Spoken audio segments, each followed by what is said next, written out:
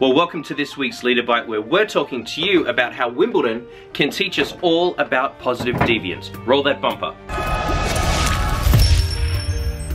That's right, we are in sunny London where football is coming home, and we're talking about the experience of Wimbledon, the championship, centre court, Roger Federer, Serena Williams, the GOATs, the greatest of all time. We got to see them on centre court yesterday, and when you look at their games and you look at the outstanding careers that both of these athletes have had, we could say they are positive deviants in their craft, as in no one's been able to match what it is that they're able to do. Sure, they're born with talent, sure, they're born with athletic ability, but there is something mentally, there is something emotionally that they have that nobody else in the world has been able to conquer since they have now earned the titles of the GOAT. So this week with your team, step back and talk to each other about what are the behaviors, what are the processes, what are the steps that you have in place as a team that cause positive deviance.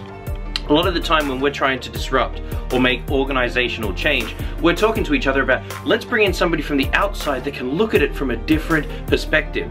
But what we know and what research shows us is that positive deviance actually happens from the inside out. Think about, what is it that I own? What are the strengths that I have that are perhaps positive deviance to everything else that my team does, that the people around me do?